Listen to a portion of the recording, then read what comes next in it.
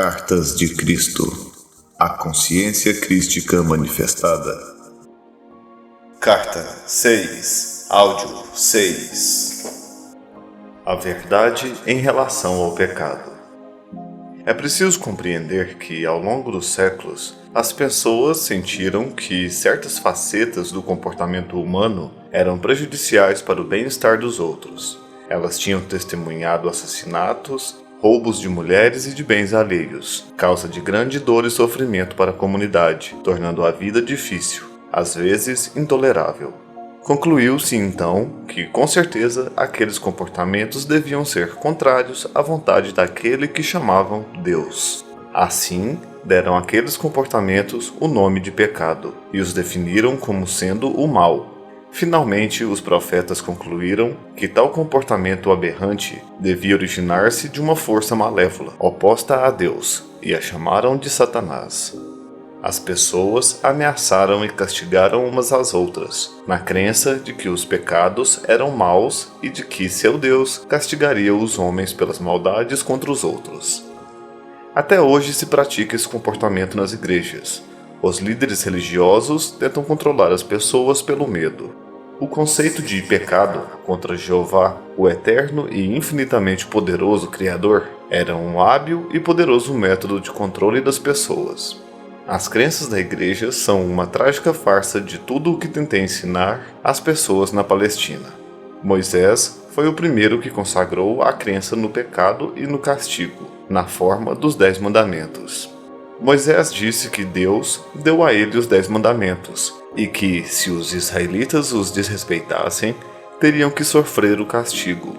Em alguns casos, isso significava a morte por apedrejamento, e ensinou que, se desrespeitassem as leis, estariam pecando contra seu Deus. A verdade exata é que Moisés foi ao monte para rezar, pedindo um meio para controlar os israelitas rebeldes. Em resposta àquela oração, recebeu por inspiração os 10 mandamentos, dados a ele para ajudá-lo em sua tarefa de dirigir os israelitas, sem perigo em sua jornada no deserto, com o menor grau de confusão. Religiosos aceitam e creem de todo o coração em um Deus que, segundo dizem, instruiu Moisés a engajar-se em comportamentos agressivos e massacres ao conquistar a terra prometida. Esta era uma terra bela e produtiva, que foi arrancada sem piedade de um povo trabalhador, assassinado aos milhares. Isso foi considerado como a coisa certa a fazer, uma vez que Deus tinha prometido para eles uma terra bela na qual se estabeleceriam.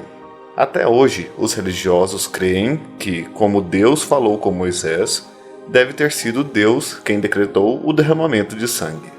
Em sua Bíblia, há muitas descrições semelhantes e horrendas sobre a guerra e derramamento de sangue, e são consideradas permissíveis, justas e corretas, porque se acreditou que Deus ordenou a eles ir para a guerra contra os gentios. Você pode perceber na história dos judeus o desenfreado impulso do ego, no qual inclusive Deus é usado para isentá-los de toda responsabilidade. No momento de exaltação do próprio poder, tornou-se permissível e justo ignorar os 10 mandamentos e realizar um extermínio em massa. Eles acreditavam não estar cometendo nenhum pecado, pois o massacre tinha sido ordenado por Deus. Que Deus? Você pode perceber porque era necessário que eu nascesse na Palestina e vivesse entre os judeus, em um esforço para ajudá-los a ver que suas crenças e práticas tradicionais eram totalmente contrárias à natureza da consciência divina, que verdadeiramente havia dado a eles o ser. Através dos séculos, os homens lutam com o conceito de pecado. Muitas pessoas sinceras ficam aflitas com a maneira pela qual ofendem a Deus e rezam pedindo seu perdão. Há muito tempo, sacrificavam um sem número de animais no templo de Jerusalém para apaziguar a Deus, na esperança de escapar das consequências de seus pecados. Desde aquela época, inumeráveis livros foram escritos sobre o tema, expressando pesar e horror por ver o estado da alma dos homens, indicando a mudança de comportamento pelo açoitamento com chicote, para torturar a carne e fazê-la pagar pela maldade de pensamento, palavra ou ato. Muitos desses livros foram aplaudidos pelos cristãos em toda a Europa e guardados em arquivos de instituições religiosas. Esses livros prendem as pessoas à antiga personagem de Deus, pregando a salvação do homem do castigo de seus pecados, por meio de minha morte na cruz. Como já expliquei, essas crenças são fisicamente impossíveis e contrárias aos fatos da criação. Nenhuma divindade superior exige o pagamento pelos pecados. Este é um conceito inteiramente humano e pagão. Qualquer tipo de derramamento de sangue, com o propósito de realizar ritos religiosos, é paganismo. O que a Igreja Cristã tem apresentado aos seus seguidores é uma versão glorificada do paganismo. Quando as pessoas tornam outros infelizes de um modo ou de outro, estão criando seu próprio futuro em retorno, não como retribuição, mas como uma atividade consciente de criação. Portanto, é uma questão de urgência combater fortemente essas crenças no pecado e na salvação por minha morte na cruz. É a substituição pela compreensão espiritual que está sendo fornecida a vocês nessas cartas. Antes de abandonar o assunto de doutrinas religiosas, quero deixar claro que, através dos tempos, alguns buscadores espirituais na Igreja Cristã purificaram suficientemente sua consciência para adquirirem uma forte consciência do poder, que eles chamam Deus, e acabaram por reconhecer que a Igreja não ensina a fonte do ser. Porém, somente uns poucos evoluíram espiritualmente o suficiente para irem além dos parâmetros das crenças religiosas e sentirem o influxo do poder, uma vez que a grande maioria das pessoas só pode conceber a verdade por meio de uma terminologia terrena.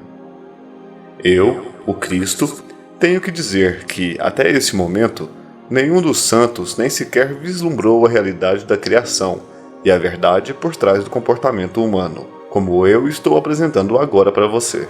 Sem dúvida, chegou o momento em que deve ser dita a verdade sobre o pecado e o comportamento humano, e o que as pessoas estão presentemente fazendo ao mundo e a si mesmas, com a condição de que você tenha abandonado completamente os mitos seculares da doutrina religiosa e esteja agora ansioso, receptivo e de boa vontade, abrindo completamente seu coração às realidades da existência. Se não for assim, então o que tenho a dizer não terá nenhum sentido para você. Acredite-me, você não pode misturar as suas velhas crenças religiosas com a verdade da existência.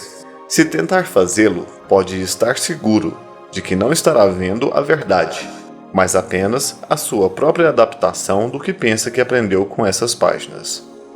Se você continua a busca pela verdade da existência, mas permanece em um estado de divisão de convicção, pode continuar a buscar, mas com um grande custo para si, despedaçado pela indecisão, pelo medo e por uma contínua incapacidade de perceber o verdadeiro significado do novo ensinamento. Suas percepções e evolução serão parcialmente obscurecidas por mensagens originárias do antigo condicionamento de sua mente consciente e subconsciente. Talvez você não perceba a enormidade de tal problema nesse momento, porém é um problema enorme, porque as suas profundas crenças atuais são a sua verdade atual, sobre a qual você constrói a sua vida.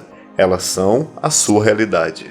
Suas convicções e crenças fortemente enraizadas podem ser completamente ilusórias. Porém, se você crê inteiramente nelas em seu subconsciente, elas se tornarão absolutamente reais para você. Mesmo que essas novas ideias que contradizem as suas crenças possam chamar a sua atenção, a sua consciência estará dividida e trará a você tremendo mal-estar e angústia.